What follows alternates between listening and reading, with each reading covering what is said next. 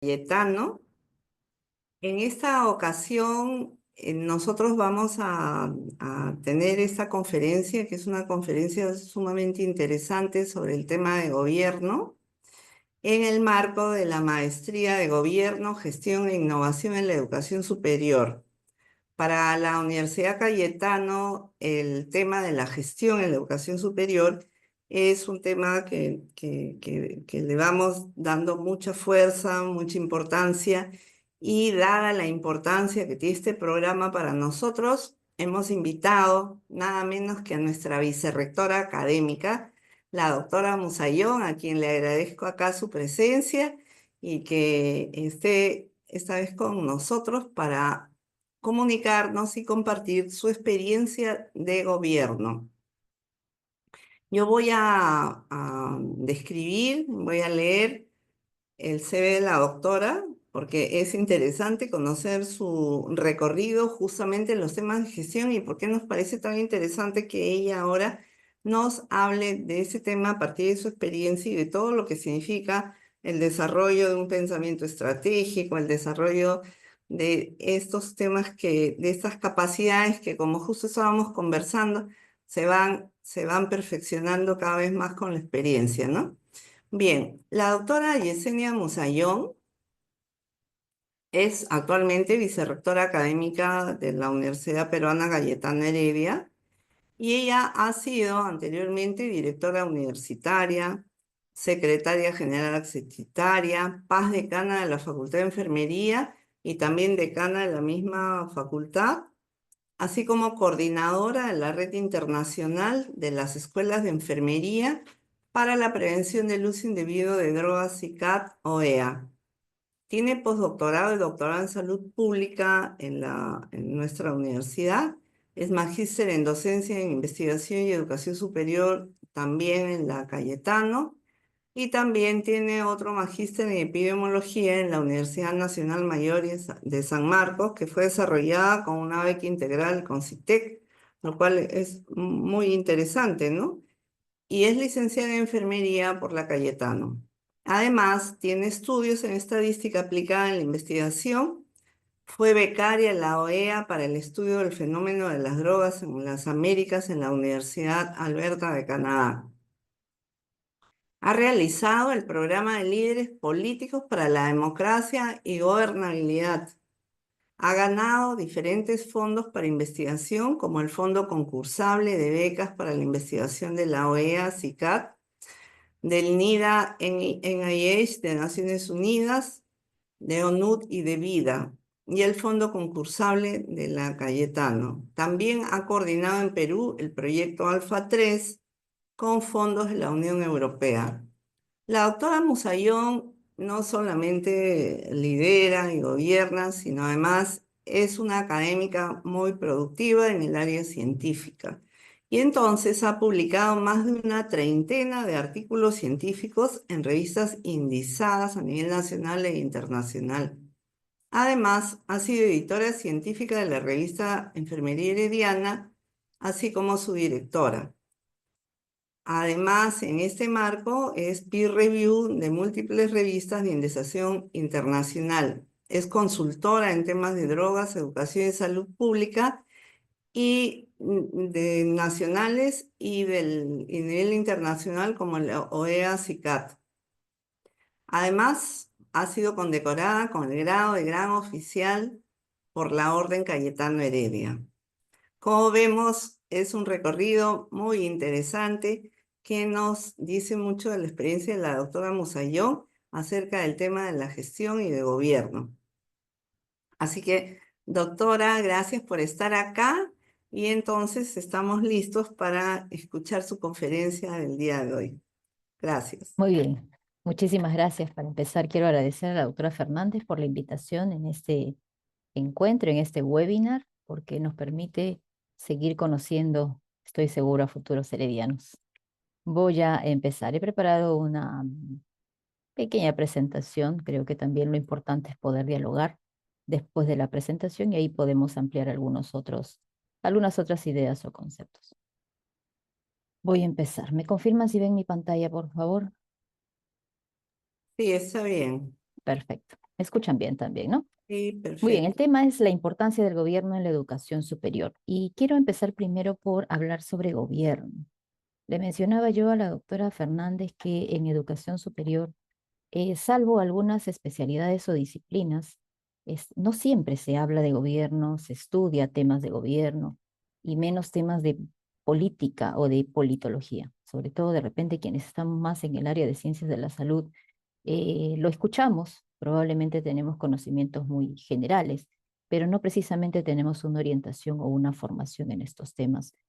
Y en realidad para estar en temas de gobernanza, de gobierno y manejar temas de gobernabilidad, es necesario tener esta formación.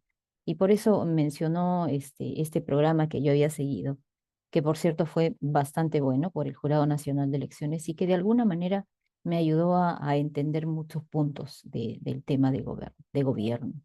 Yo no soy politóloga, así que van a salvar, me van a disculpar, por favor, de repente algunos conceptos que pudieran no estar totalmente desarrollados, pero en todo caso, desde mi perspectiva y el poco conocimiento que he podido adquirir en el tema, voy a tratar de orientar esta presentación de manera mucho más práctica.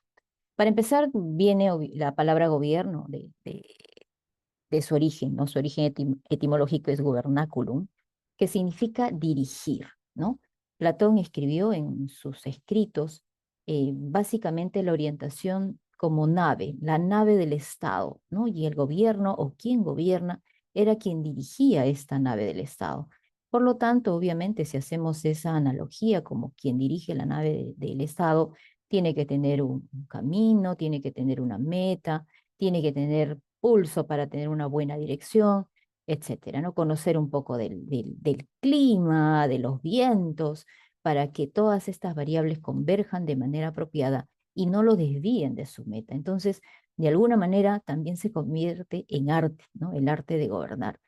En otros textos o en otra bibliografía ya no se refieren solo a una persona que dirige, sino a un grupo de personas, y aquí es donde vienen los equipos de gobierno. Ustedes saben que una persona es un poco complicado que dirija sola, dependiendo de la magnitud de lo que le corresponda dirigir. Pero hablemos, por ejemplo, del gobierno peruano. Imposible que esté a cargo de una sola persona, por eso se habla de equipos de gobierno. Visto así, entonces hablamos de grupos de personas que se encargan de administrar el Estado, ¿sí? Situación que lo hace un poco más compleja, porque entonces, si hablamos de un grupo de personas, todas esas personas tienen que tener esa meta común, esa dirección clara, tienen que comprender claramente el escenario y como podemos ver en la imagen, remar o colocar las fuerzas o disminuir las fuerzas de manera apropiada para que esta nave de la que hablamos, pueda dirigirse de manera apropiada y con la velocidad adecuada hacia la meta que se ha planteado. Visto de manera así muy genérica y tan lúdica, empezamos esta presentación. Vayamos ahora directamente al ámbito universitario y empecemos por la Constitución. Uno de los puntos muy importantes de todas las personas que se orientan hacia el gobierno es importante conocer las normas, las leyes, leámoslas, porque en realidad mucho de lo que nos toca hacer está descrito en estos acuerdos, porque al final eh, es un contrato social, ¿no? Acordémonos de Rousseau, es un contrato social que nos establece nuestras formas de comportarnos, dirigirnos, organizarnos, porque de lo contrario, pues estaríamos en una selva, ¿no? Entonces, nos dirigimos específicamente a la Constitución Política y el artículo 18 habla de la educación universitaria. Y este punto es sumamente clave porque a partir de aquí se desglosa todo el trabajo que hacemos en la universidad. ¿Y qué se precisa? Cada universidad es autónoma en su régimen normativo y de gobierno académico, administrativo, económico. Las universidades se rigen por sus propios estatutos en el marco de la Constitución y de las leyes. Y si bien es cierto, aquí la Constitución pone claramente la palabra gobierno dentro de un contexto muy, muy definido que es la autonomía, y aquí es donde se define la autonomía universitaria, sí es verdad que en nuestro país de alguna manera eso también abre muchos frentes. ¿Por qué? Porque si miramos a la universidad peruana, tenemos universidades públicas y universidades privadas.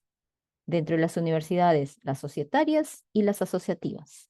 Y si cada una tiene su propio gobierno, entonces vamos a tener una diversidad muy interesante, por decirlo de alguna manera, de gobierno universitario.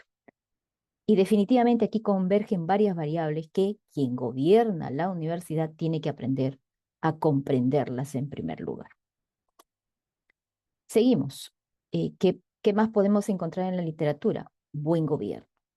Buen gobierno es de realizar las funciones conforme a la razón y la ciencia. Claro, hagamos la analogía, ciencia, evidencia. Por eso es que usualmente quienes nos acompañan a tomar las decisiones son técnicos, ¿no? Que nos ayudan a tener evidencia sólida, dura en ocasiones, para poder decir, bueno, nos toca ir por allá o tenemos que reajustar aquí o tenemos que mejorar allá. Entonces, conforme a la razón, se requiere mucho criterio, mucho análisis, mucho pensamiento científico, pero amparado en la evidencia o en la ciencia. Pero, ¿qué es importante aquí? Fíjense en el tema del buen gobierno. Es la justicia. Yo sé que estamos hablando probablemente de temas o de conceptos muy abstractos, pero que son muy importantes para quien ejerce el gobierno. La justicia, ¿no? El dar aquello que le corresponde, digamos, de manera equitativa, de acuerdo a la correspondencia, ya sea por méritos, por tiempo. Pueden existir muchos criterios, pero que encaje aquello que le corresponde a quien verdaderamente le corresponde. Y haciendo también mejores ciudadanos. Y esto va de la mano, como hablábamos hace un momento, con temas de ciudadanía, ¿no? En la medida en que el gobierno se ejerza o se desarrolle de acuerdo a las normas, de acuerdo a las leyes, de manera justa, se van formando los ciudadanos. Y los ciudadanos en el sentido de aquellas personas que conocen sus deberes y derechos y saben que al respetar tanto sus deberes como ejercer sus derechos, van a llegar a ser parte de este ámbito o de este escenario de justicia, ¿no? La polis, como se hablaba en la Grecia antigua, ¿no? Son miembros de la polis. ¿Qué otro concepto es importante? Ninguna forma de gobierno debe obrar contra la ley ni contra la costumbre. Y aquí se inserta otro concepto que es importante, la costumbre. Por eso es que hablamos de gobierno y Estado. Y en el Estado, obviamente, es la organización que tiene, digamos, una sociedad, un país, etcétera, pero que está enmarcada dentro de un ámbito cultural. Y aquí viene el tema de costumbre, básicamente. Y esa misma analogía que hacemos de gobierno para los países, lo hacemos para las instituciones o para aquello que nos toque gobernar, ¿no? O que les corresponda gobernar en algún momento. Siempre es importante, si bien es cierto, existen normas o acuerdos o contratos sociales, como les mencionaba hace un momento, existe también un contexto cultural que hay que tomarlo en cuenta, porque obviamente también la costumbre de alguna manera establece formas de conducta.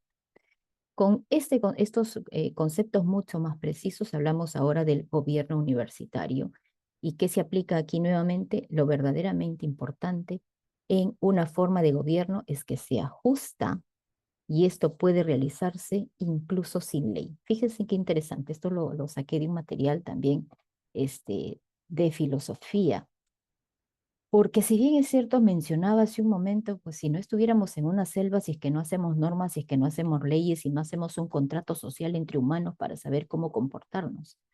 Sin embargo, el gobierno debe ser de tal altura que incluso ya la forma de comportamiento debe ser tal que no requiera que todo deba estar escrito. No necesitamos que todo esté escrito. Y probablemente ustedes han escuchado esa broma que dicen, ¿no? Tenemos tantas leyes en el Perú que solamente falta una ley que se diga cúmplase todas las anteriores. Pero eso nos traduce una verdad muy dura. O sea, necesitamos de un contrato social para saber o tener un comportamiento apropiado como ciudadanos.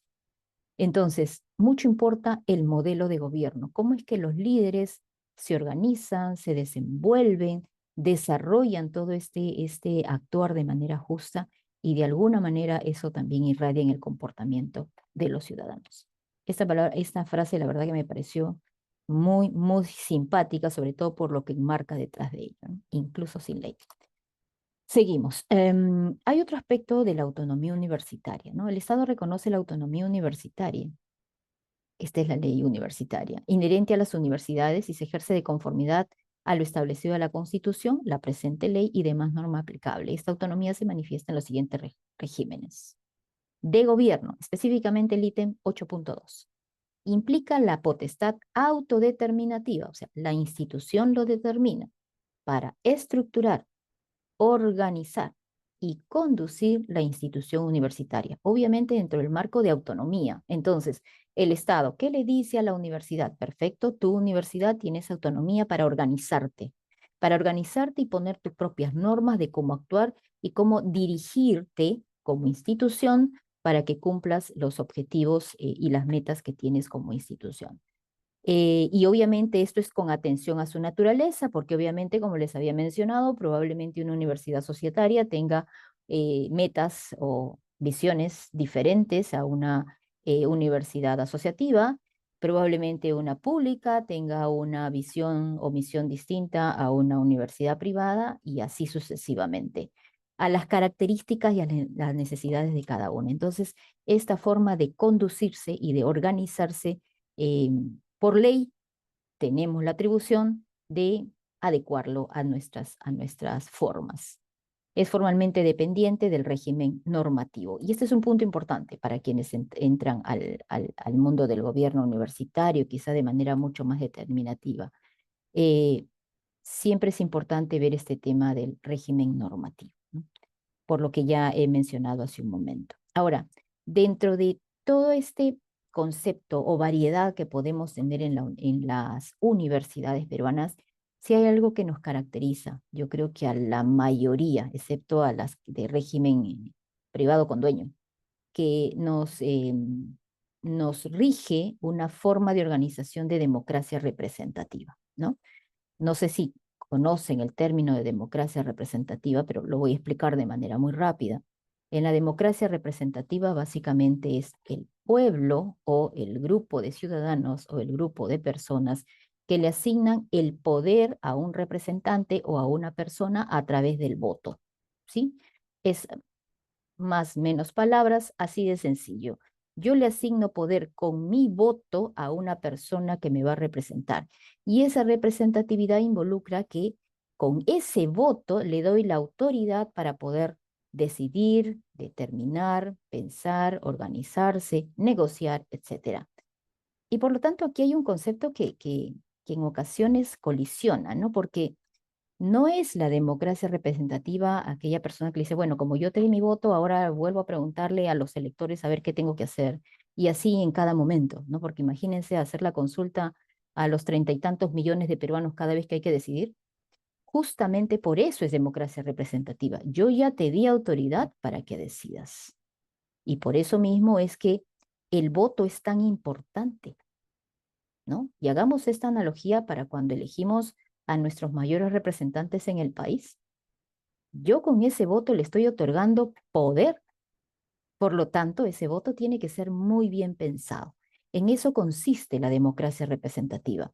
Quien tiene ese voto y al que le fue otorgado ese poder, tiene obviamente todas las atribuciones dadas por ese acto democrático de poder tomar las decisiones, nuevamente negociar, conversar, etcétera, y organizar la forma de gobierno que puede tener en ese momento. Sigamos entonces. ¿Qué, am, qué es lo importante o qué es lo que sigue? Porque hemos hablado de temas entre filosóficos, políticos, ¿no? Muy abstractos quizá. Pero ¿qué pasa en el día a día, ¿no? En el día a día quizá el arte del gobernar es poder hacer articular todos estos conceptos de los que hemos hablado en algo más tangible. Claro, porque todo el día no me lo voy a pasar elucubrando y hablando de Aristóteles, de Platón y de toda la filosofía política que existe detrás. En concreto, entonces, ¿qué hace el gobierno universitario? Dirige, organiza, ¿no? Ayuda a que esa nave llegue a esa meta o a esas metas que se ha planteado. Por lo tanto, aquí viene un encuentro interesante que hacen quienes están en gobierno universitario y es articular estas bases legales y normativas que le dan todo este marco de contrato social con las herramientas de gestión. Y tiene que haber coherencia, porque de lo contrario empieza a colisionar y ahí es donde viene el tema de injusticia, ¿no? Pero no es justo, la norma dice tal cosa, entonces, ¿por qué hacen otra cosa que no estaba planteada? Entonces, existen obviamente dentro de todo el gobierno universitario todos estos marcos normativos, que es más, las mismas personas que ejercen el gobierno universitario tienen el deber de revisarlas y actualizarlas y alinearlas constantemente conforme a la legislación nacional y a la misión o la visión institucional, pero todo esto se aterriza porque a cada rato no voy a estar cambiando las normas, ese es el marco general que me presta una visión de vida, una organización de vida institucional, y lo que se mueve constantemente o lo que me permite operar de manera diaria ya son las herramientas de gestión. Y estas herramientas de gestión básicamente se traducen en planes. Planes a corto, mediano y largo plazo. Usualmente las universidades trabajan siempre con metas a corto plazo, hablemos de un año. Mediano plazo, un plan estratégico, 5 años, pero de largo plazo es muy poco, ¿no?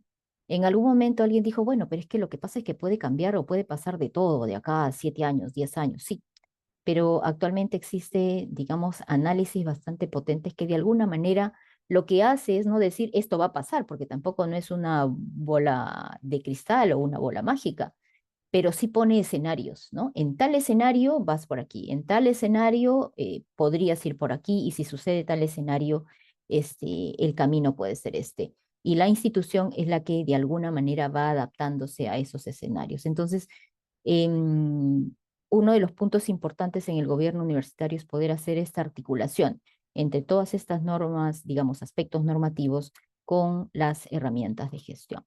Veamos ahora algunos principios del gobierno universitario. Les he traído algunos porque pueden encontrar en la literatura muchos más, pero me parecieron claves, sobre todo para quien se inserta en el tema de gobierno universitario, aunque esto se aplica para cualquier gobierno, diría yo. Primero, la participación ciudadana, lo van a encontrar en el texto para cuando hablan de gobierno nacional o gobierno de un país. Aquí hablo yo de participación en general, ¿no? Em, y es muy importante, este es un principio clave, ¿no? Eh, porque uy, perdón, creo que me salí. No, ¿está bien? ¿Se salió el PPT? No, no, está bien. Ah, ya, perdónenme. La lámina de principios. Está bien. Entonces, ¿qué es lo que sucede cuando existe participación? Primero, una construcción conjunta. Y eso lo que va a facilitar, obviamente, es hacer mucho más viable cualquier cambio, porque todos nos sentimos partícipes de este cambio o de esta propuesta o de esta iniciativa. La podemos mejorar, la podemos ampliar, la podemos escalar, la podemos restringir en algunos puntos que de repente puedan no ser tan viables, etcétera. Entonces, la construcción conjunta de alguna manera también sensibiliza, hace que uno se sienta partícipe de los desarrollos o del desarrollo universitario y además facilita la fluidez en la ejecución, lo que no ocurre cuando, por ejemplo, solamente se planifica o se organiza desde la oficina. Uno lleva la idea, oye, pero no has visto esta variable, no has visto esta otra, pero se te olvidó ver este detalle, entonces, por lo tanto, allí suelen detenerse los proyectos. Así es que el tema de participación conjunta es muy importante. Y estas herramientas de gestión que yo les mencioné hace un momento, a corto, mediano y largo plazo, que es el POA, el plan estratégico y los planes maestros, se desarrollan de manera conjunta, se desarrollan con una participación activa de todos los actores. Lo otro es la igualdad, ¿no? Em, en un gobierno o cuando alguien gobierna, tiene que trabajar con este concepto de igualdad. Todos son iguales, tanto para los deberes como para los derechos.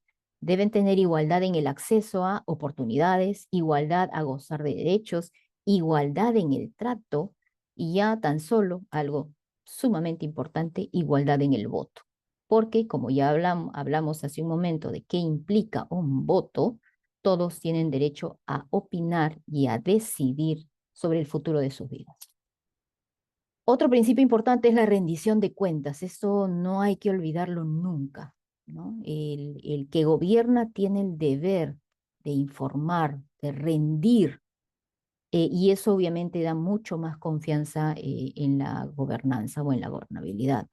Con la divulgación de la información, la vigilancia permanente, evita el abuso de poder y obviamente cuando algo no va bien, también puede ser sujeto de castigo, definitivamente que sí. Y hemos visto mucho de eso en el país. Tolerancia política, ¿no? Muchas veces vamos a estar en diferentes foros. Hemos empezado uno de los principios con participación ciudadana. Es el mejor espacio para saber en qué coincidimos y en qué no coincidimos. Pero si no coincidimos, no implica que, bueno, entonces a esta persona ya no lo invito a la siguiente sesión. No, por el contrario. ¿Por qué no coincidimos? De repente en la discrepancia hay algo que podemos hacer para poder crecer juntos, ¿no? No necesariamente las discrepancias involucran este, que no haya mayor oportunidad de conversar o incluso hasta de negociar. ¿Esto qué involucra o qué trae consigo? Inclusión de las minorías, riqueza de pensamiento, respeto a los derechos y definitivamente salud institucional. Otro aspecto importante es el control del abuso del poder y obviamente esto se controla con rendición de cuentas, que ya lo hemos visto, ¿no? Elecciones libres y justas, proteger las leyes y normas. Ya hemos visto esto usualmente, se ve frecuentemente en los gobiernos cuando entra un régimen autoritario, quiere cambiar las leyes para tener poder de manera permanente. Entonces la protección de las leyes y las normas es fundamental para evitar el abuso del poder y la libertad de expresión, ¿no? La libertad de expresión también es sumamente importante y aquí hay que eh, dejar, ¿no? Dejar fluir. Por eso es que el tema de la tolerancia, muchos de estos principios se vinculan unos con otros, ¿no? La tolerancia con la libertad de expresión es clave. Libertad. Libertad se refiere a los miembros de que constituyen el grupo, el Estado, la ciudad, la universidad o lo que sea. Libertad para la decisión sobre su desarrollo.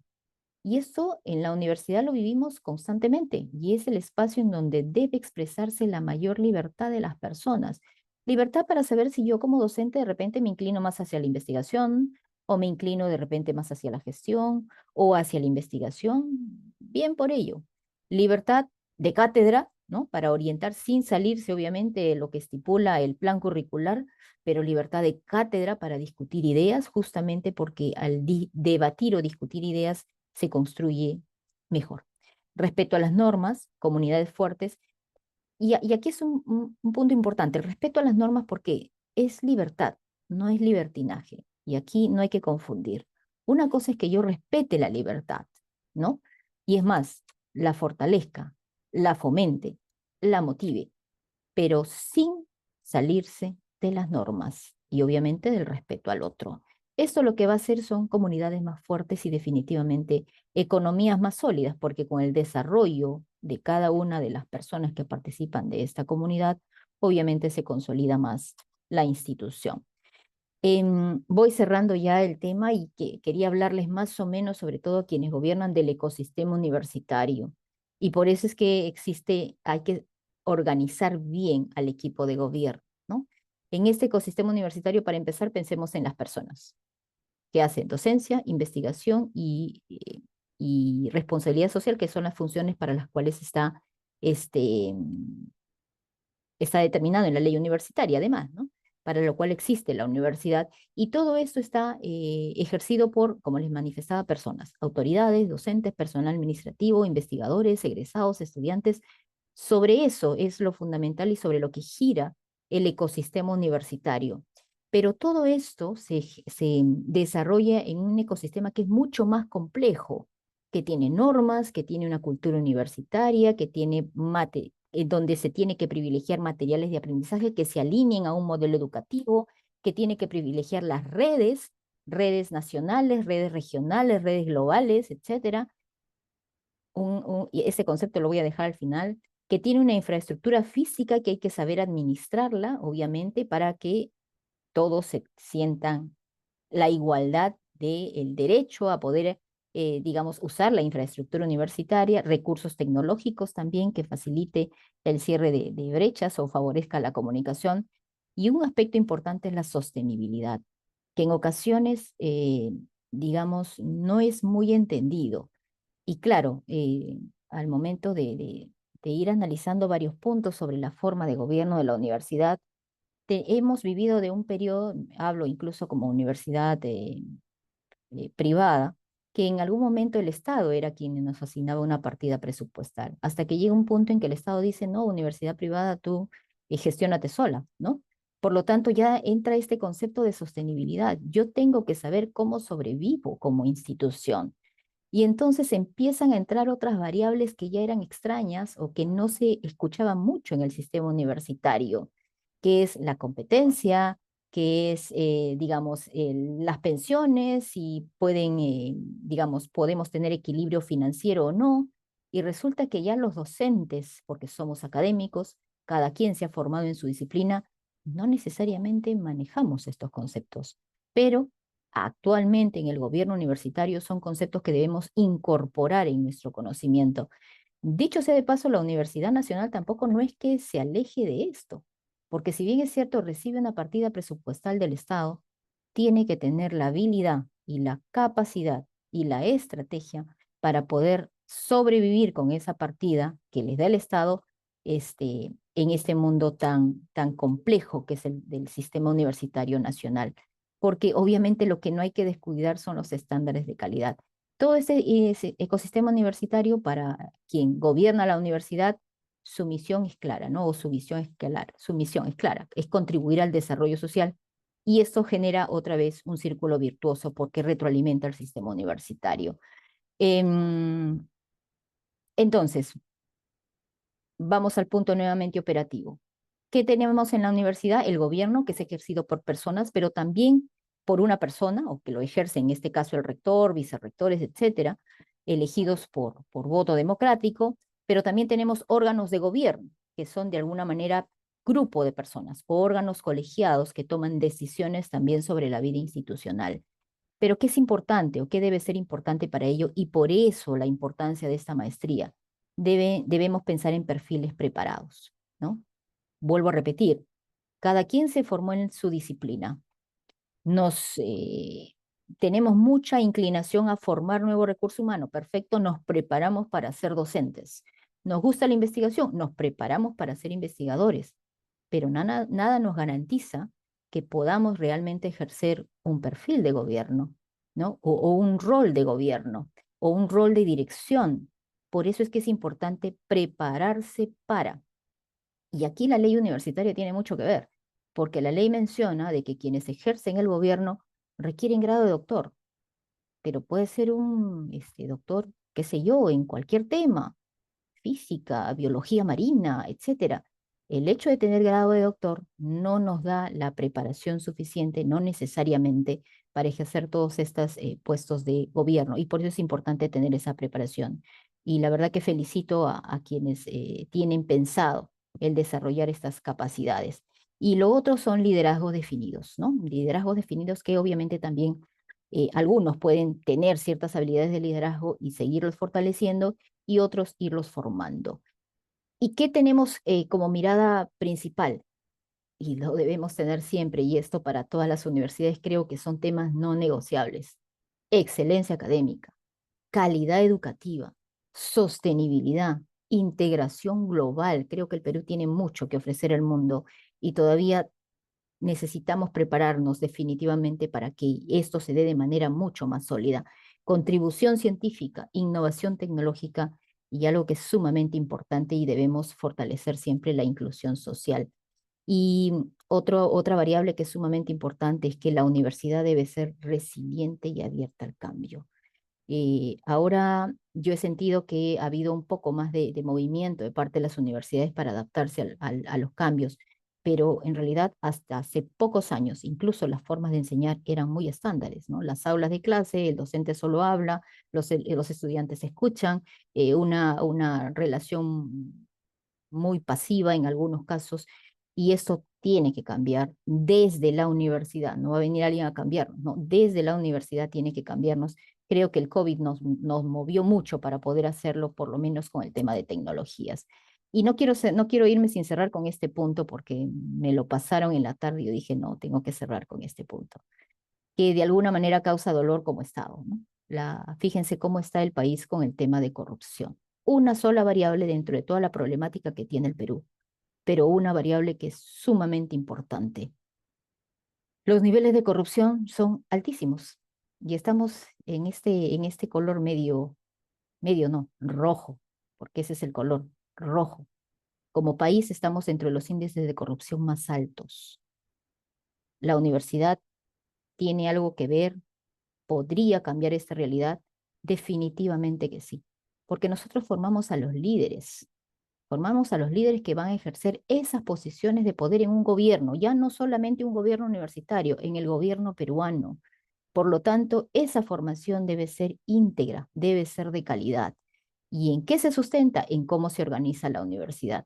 No se puede permitir que exista, por ejemplo, tolerancia al plagio, tolerancia a tener una nota más o menos tibiona o que se quiera ganar sin buenas artes. No, definitivamente no. La formación de nuestros líderes empieza, de hecho, desde la familia, pero para quienes tienen una profesión universitaria, la universidad tiene 5 años para fortalecer y como les pongo ahí, es una obligación cambiar nuestra realidad y depende mucho de los liderazgos que tenga la propia universidad para que esto a la vez trascienda en quienes formamos. Creo que esa es la última. Muchísimas gracias. Muchas gracias, doctora Musayón. Ha sido muy interesante, muy clara su conferencia y yo quisiera cerrar también antes de pasar a las preguntas diciendo que qué oportuna ha sido este cierre en el que se menciona cómo el gobierno requiere de esas habilidades de gestión y que también eso es un tema moral, ¿no? O sea, yo quiero ser gestor, quiero conducir, quiero aspirar a puestos de gobierno y de conducción, entonces tengo una responsabilidad moral de formarme en esas habilidades y competencias que me permiten gestionar en todos los aspectos que usted ha mencionado. Qué interesante. Muy bien. Entonces, abrimos Sí, las preguntas para los participantes que quieran comentar algo. No sé, Andy, si tú has visto, has sí, recibido. acá tengo una consulta que bastante se acercaba a la última parte de la conferencia, que era básicamente cuáles son los principales dilemas éticos que enfrentan los líderes universitarios al tomar decisiones estratégicas. Una de ellas comentó que la permisibilidad del plagio, pero ¿qué otros dilemas éticos podrían enfrentar estos líderes universitarios? A ver, ¿se refiere como gestor o como académico? Porque el tema del plagio lo manejan más desde el liderazgo de las aulas, ¿no? Y en realidad pueden haber muchos dilemas, y yo creo que más de dilemas, situaciones que involucran a la ética, ¿no? Situaciones que tienen que ver con la gestión de recursos humanos, con la gestión de los fondos, situaciones que tienen que ver con la organización de los programas. En realidad, todos los días nos enfrentamos con situaciones de ese tipo, pero cuando existe una cultura universitaria de no tolerancia a estos problemas éticos, rápido se soluciona, ¿no? Es más, el problema a veces viene ya hasta con la propuesta de solución. Y algo que no hay que olvidar, o en todo caso yo procuro tenerlo presente, y es la docencia, ¿no? Porque si bien es cierto, somos gestores o estamos en gobierno, pero no dejamos de ser docentes. Y cada uno de estos escenarios, por más complejos que sean, siempre nos debe llevar a seguir formando a las personas, incluso académicos. Nosotros nos formamos día a día, aprendemos día a día. Y parte de esta naturaleza del ser humano es seguir aprendiendo, ¿no? Como lo mencionaba Sócrates, en la medida en que sepamos que no sabemos todo o no sabemos nada, tenemos la oportunidad de seguir aprendiendo. Muchas gracias. Muy bien. No sé, el público puede hacer sus preguntas levantando la mano o escribiendo, que todavía podemos tener a la doctora Musayón unos minutitos.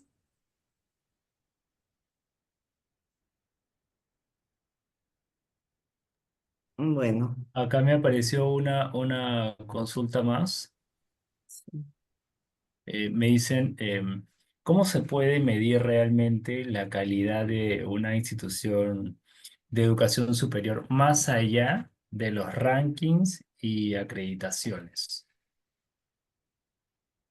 A ver, lo que sucede es que en realidad son medidas que procuran ser objetivas, el tema de las acreditaciones, porque se basa en indicadores. En el caso de los rankings, podría entenderlo porque cada ranking tiene su metodología, cada ranking tiene su forma de abordar las mediciones. Pero en el caso de las acreditaciones sí existen estándares mucho más definidos y mucho más sólidos. La institución tiene la potestad de decidir con qué acreditadora quiere ser evaluada. Y obviamente, en la medida en que nuestros estándares, criterios o exigencias de calidad sean más altas, siempre vamos a buscar instituciones acreditadoras que tengan este tipo de estándares. Y por eso yo hablaba de la formación de líderes, ¿no? Que tiene que ver mucho con esta cultura universitaria potente que tiene que lidiar con la excelencia y la calidad académica. Entonces, en la universidad, básicamente buscamos constantemente qué otra acreditadora hay que me pueda exigir estándares cada vez más altos o más rígidos. Y en realidad, cuando uno se pone a revisar cada uno de los estándares, definitivamente que son muy potentes. Así es que yo no dudaría de esos criterios. Ahora, sí es verdad también que hablamos de acreditaciones de diferente nivel. Podemos hablar de acreditación institucional, de acreditación de facultades, de acreditación de programas, ¿no? Y nosotros estamos, por ejemplo, en la acreditación de programas en el pregrado, se ha avanzado mucho, pero en el posgrado todavía no. Hace poco que he estado en un evento en Brasil, por ejemplo, que no estaba muy lejos, ellos hacen una escala incluso de los programas de posgrado y les dan ciertas puntuaciones. Y esto genera, me gustó mucho porque genera también una cultura de exigencia, de autoexigencia de la calidad.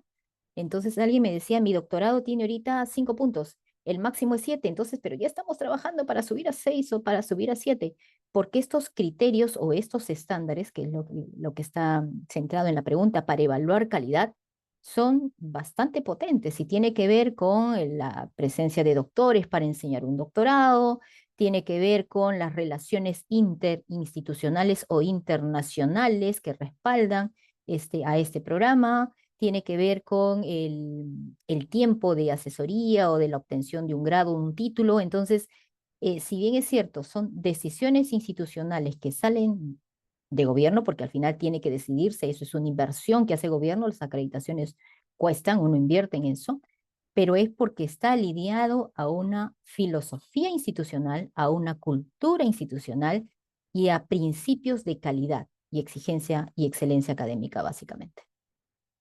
Ujú, gracias. Acá tenemos una pregunta.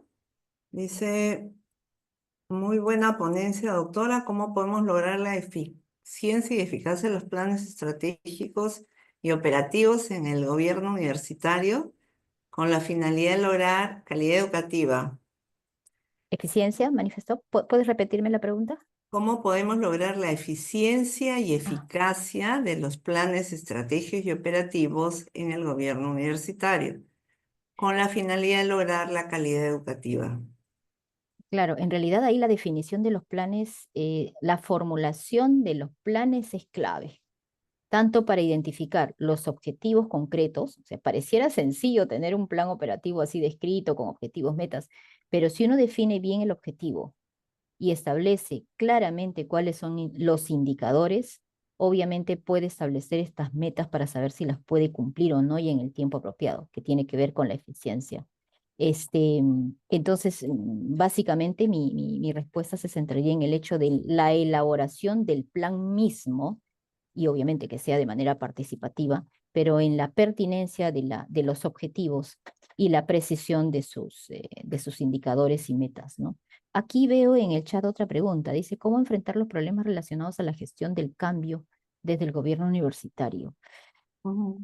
A ver, creo que este tema lo enfrentamos todas las universidades, porque como les manifestaba, tenemos una historia universitaria, ¿no? O sea, la universidad se crea, si uno revisa la historia, era básicamente plural, de diálogo y no había mayor, digamos, todas las exigencias administrativas, financieras y económicas, y normativas que tenemos ahora, ¿no?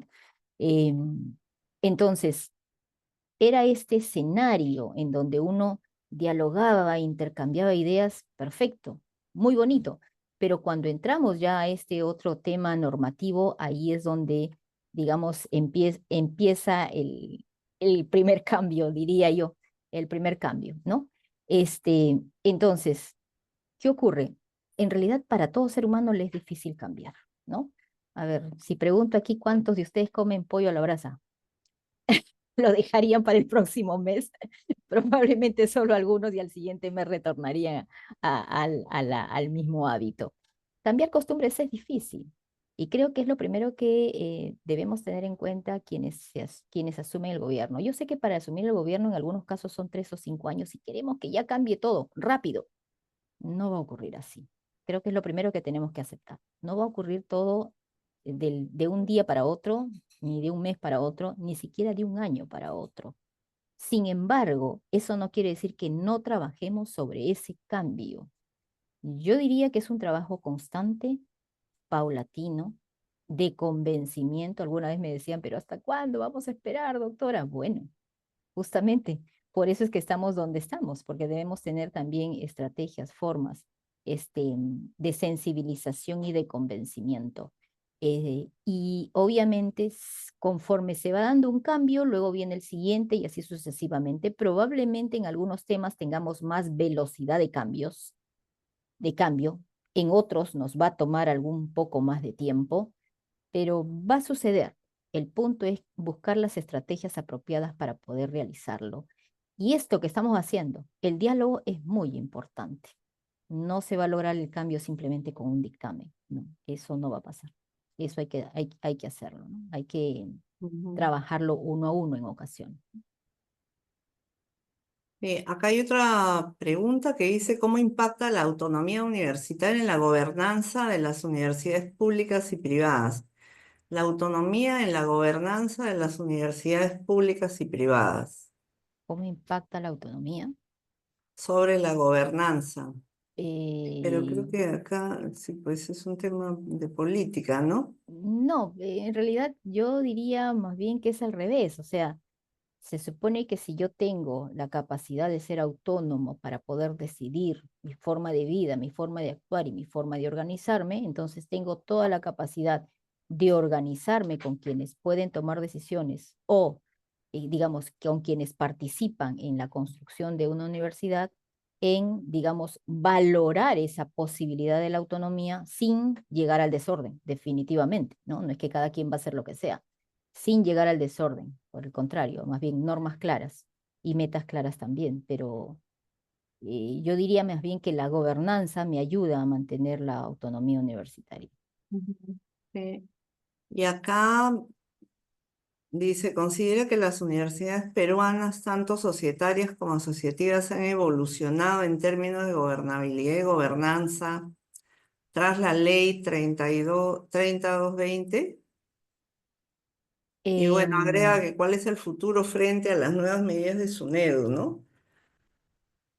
Es bien grande esa pregunta, pero bueno. sí, a ver, lo que sucede es que, bueno, aquí vamos a ampliar, a abrir un gran foro probablemente en el tema. La ley salió con el propósito de fortalecer la calidad educativa, ¿no? Se hablaba de la gran reforma universitaria con la ley 30220. Sin embargo, y para eso se creó la SUNED, ¿no? Sin embargo, de un tiempo a esta parte, casi todos los días sale una disposición nueva y Sí, pues. un acuerdo, digamos, de consejo directivo nueva, que no necesariamente está alineado a esto que se buscaba con la ley universitaria y era la calidad universitaria, ¿no?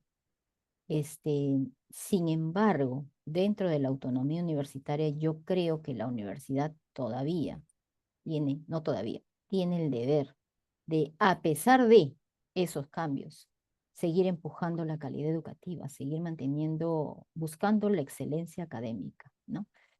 Es lo que tratamos de hacer desde la Universidad Cayetano Heredia. A veces no es tan sencillo porque de repente ya nos estamos organizando de una manera y de repente viene una disposición X, nuevamente hay que reajustar, Ya sabemos que muchas de estas disposiciones tienen nombre y apellido,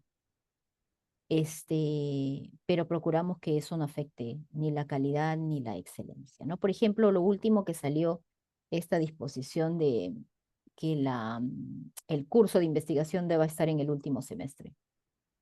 En Cayetano investigamos. Sabemos que en un Mm. semestre es imposible hacer una investigación y sabemos que no vamos a esperar el último semestre para formar a alguien en capacidades de investigación, pero probablemente eso obedecía a algún interés particular. No lo sé, no puedo responder si esa pregunta.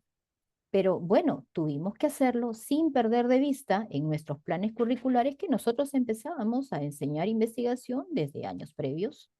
Entonces, yo creo que a pesar de, tenemos la obligación desde la universidad de cultivar la excelencia académica.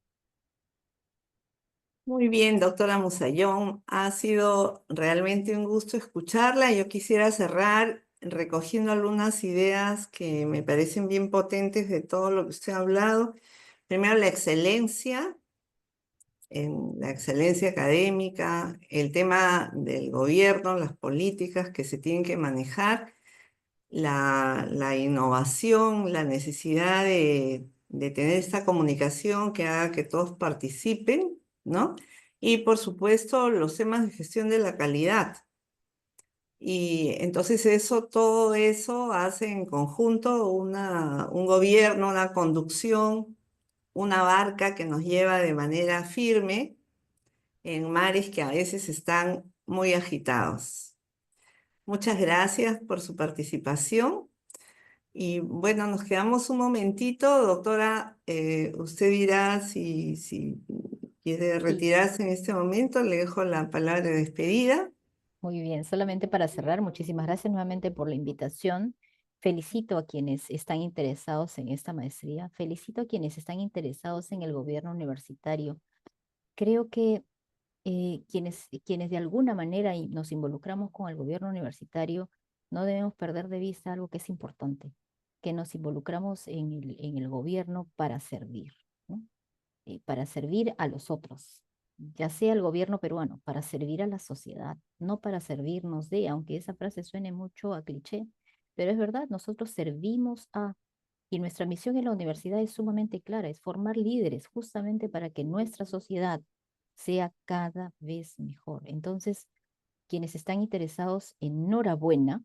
El tiempo que uno permanece tanto en la vida universitaria, más en el gobierno universitario, suele ser corto, ya pasan 4 o 5 años, de repente son 10 años, necesitamos líderes nuevos y la universidad tiene que estar preparada con esos nuevos liderazgos. Y aquellos que asumen el liderazgo tienen que tener la capacidad de hacer docencia con esos nuevos líderes, porque solo así vamos a seguir haciendo, construyendo una, como les manifestaba, una sociedad más justa y además darle esa sostenibilidad de excelencia académica a la universidad. Ha sido un gusto, muchísimas gracias. Hasta la otra oportunidad. Muchas Cuídense gracias, mucho, hasta nos vemos. luego. Sí, acá nos quedamos con los participantes todavía porque Dandy nos tiene unas noticias. Sí, muy buena la ponencia de la doctora Musayón, enriquecedora, aclara mucho el tema de gobernabilidad y aquí justamente les vamos a comentar un poco sobre de qué trata, a grosso modo, la maestría en gobierno, gestión e innovación en educación superior. Eh, bien.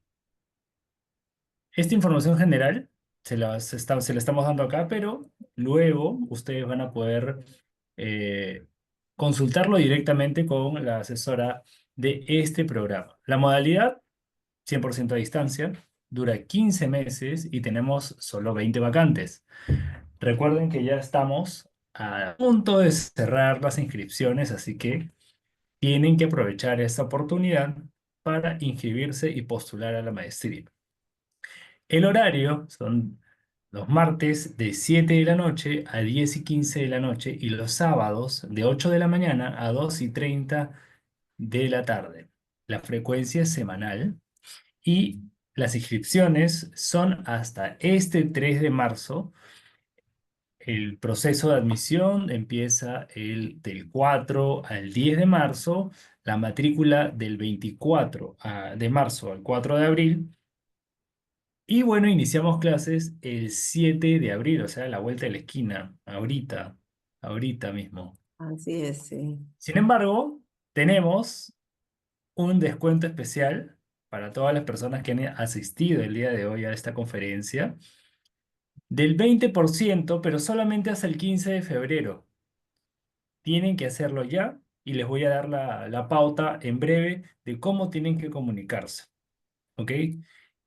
Tienen estos datos.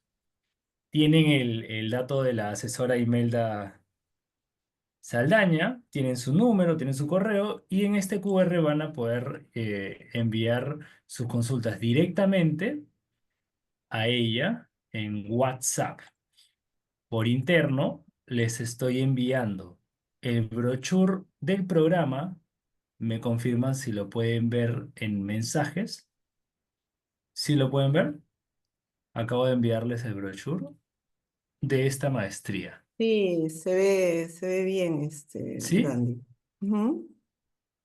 Perfecto. Igual les estoy dejando los links de nuestras redes sociales para que puedan entrar y ver toda la información que tenemos para ustedes. Sin embargo, es muy importante que tomen nota del número de la asesora para que con ella puedan consultarles todo. Ahora, doctora, también tengo una consulta que nos viene de acá de Facebook. Sí. ¿Cuáles son las líneas de investigación principales de esta maestría? Por ejemplo, si yo tuviera una idea de investigación, ¿a qué línea de investigación me podría adherir? ¿Existen ya líneas de investigación en la maestría?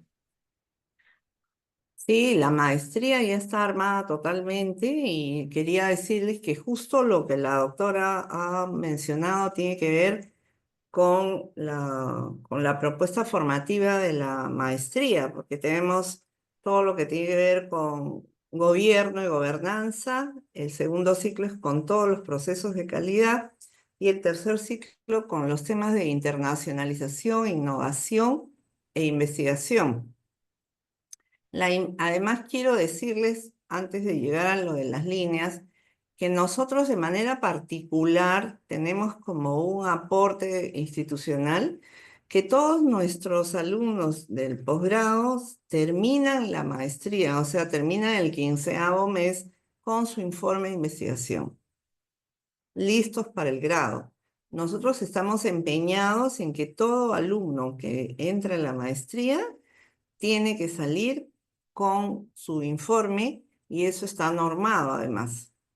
Así que, bueno, las líneas de investigación tienen que ver con los temas de gestión, de innovación, de internacionalización y nosotros tenemos diferentes modalidades para llegar al grado, que pueden ser entre elegir hacer investigación o hacer un trabajo de investigación, que son dos líneas diferentes que la ley universitaria define para los fines de la graduación en posgrado.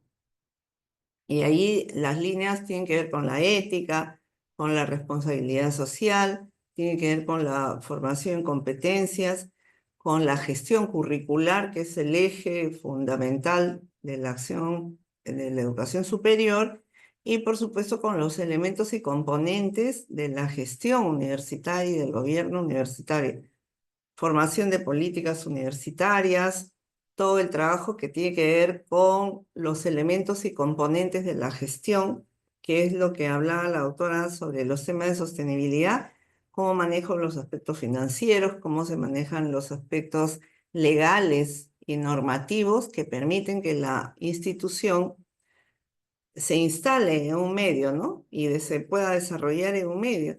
Pero también tenemos toda la parte de internacionalización y gestión de la investigación, innovación e internacionalización que nos permiten funcionar a nivel global como institución.